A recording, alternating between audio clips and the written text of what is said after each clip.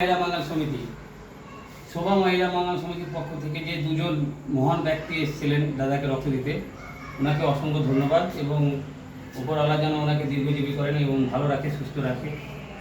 উনি যে রক্ত দিয়ে এক দাদার অনেক উপকার করলেন, কারণ ওনার অনেক ব্লাড ব্লিডিং হচ্ছেন আর রক্ত অনেক দেহতে কমে যাচ্ছিলেন, আরও একটি রক্ত দরকার পড়তে পারে।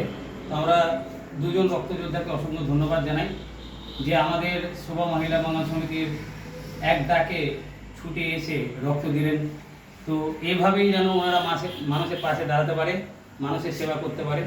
এবং আমরা শোভা মহিলা বাঙাল সমিতি থেকে সবসময় আমরা সাধারণ মানুষকে, সোশ্যাল ওয়ার্কারগুলোকে বা আমাদের সমস্ত যারা নার্সিং স্টুডেন্ট আছে সকলকে বলি যে আপনাদের যে কোনো রক্ত সমস্যা পড়লে বা কোনো অপারেশনের প্রবলেমে পড়লে আমাদের শোভা মহিলা বাঙাল সমিতিতে অবশ্যই যোগাযোগ করবেন।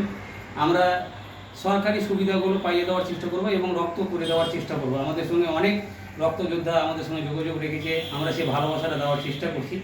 এবং আজকের তারিখ হচ্ছে 8-9-2024 এবং দাদার কাছে জানার চেষ্টা করব আপনাকে এই রক্ত পেয়ে কেমন লাগছে।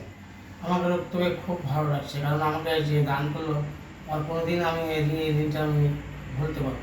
কোথায় বাড়ি আপনার? আমার বাড়ি হচ্ছে বাকরপুর, সুজাপুর বাকরপুর। সুজাপুর বাঘারপুর। বাকরপুর। তো বাঘারপুরে প্রায় আমাদের 1000-1500 মহিলা রয়েছে এবং আমাদের রেবিকা, নাসরিন, নুসরাত, ফাতেমা, ইসমতারা অনেকই সোশ্যাল ওয়ার্কার রয়েছে। আপনাদের ওখানকার মানুষের আমরা রক্ত করতে পারলাম, নিজেকে ভালো লাগে। কিন্তু আপনারাও চেষ্টা করুন গ্রামের মানুষকে বলার যে কোনো রক্ত দরকার বলে যেন আপনাদের সঙ্গে যোগাযোগ করতে পারে, আমরা তার রক্তের ব্যবস্থা করে দিতে পারি।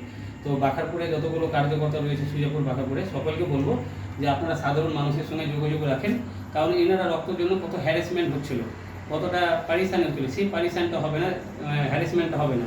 কারণ আপনারা শোভা মহিলা বাঙাল সমিতি সোশ্যাল ওয়ার্কার রয়েছেন আর আপনাদের দ্বারাই আপনাদের বাঘারপুরের পুরো অঞ্চল পঞ্চায়েতটা আমরা সুজাপুর চক্করটা সেবা দিতে পারবো।